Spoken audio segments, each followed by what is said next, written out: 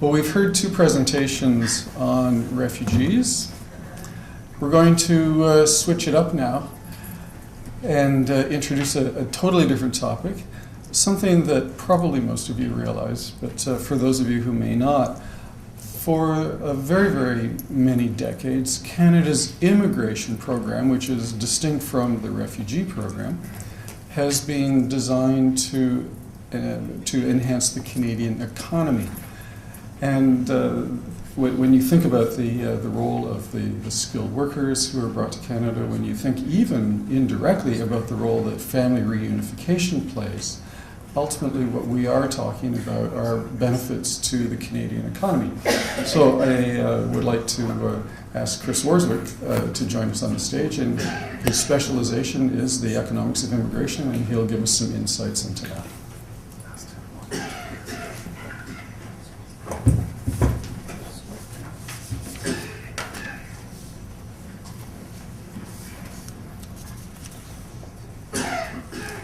Okay, thanks, Howard. I guess I'll just quickly echo the other speakers in saying that I think it is wonderful that this center is being relaunched. I won't take any credit whatsoever in spite of my working at Carleton, but I'm very pleased that Adnan invited me to present sort of an overview on this general topic of economic migration and integration in Canada.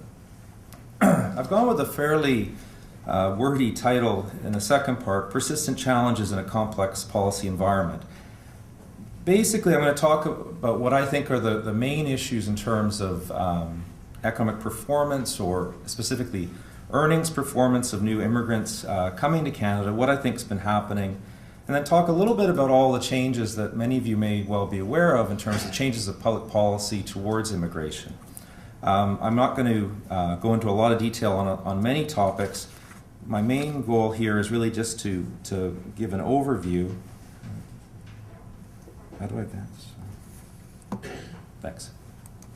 And I'm going to end by, I'll quickly do the outline first. So I'll give a brief introduction. I'll talk about the issue of why immigrants have struggled in the labor market in Canada. I'm going to talk a bit about the dynamic policy environment. And then I want to launch into a series of research questions. I'll have my own opinions of them, and to some extent how you choose these questions probably leads a little bit in terms of what you think the answers are. Hopefully this will motivate people to look into these research questions, and then I'll provide some fairly simple concluding remarks.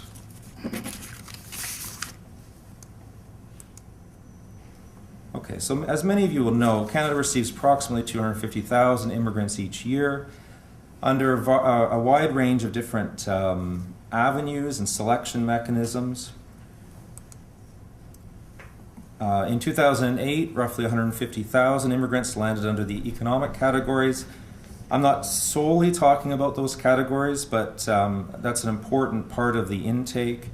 And roughly 43,000 of the immigrants landing under the economic categories are the principal applicants in the skilled workers and professionals category. And I think it's important to just sort of stress this point that we aren't selecting all 250,000 based on economic qualifications or perceived productivity. It's a fairly small part of the inflow. Now, you can talk about accompanying spouses and dependents. The spouses may also be very skilled if we choose skilled principal applicants. But to some extent, the policy levers that we have at our disposal are not all that great in terms of changing economic performance very quickly.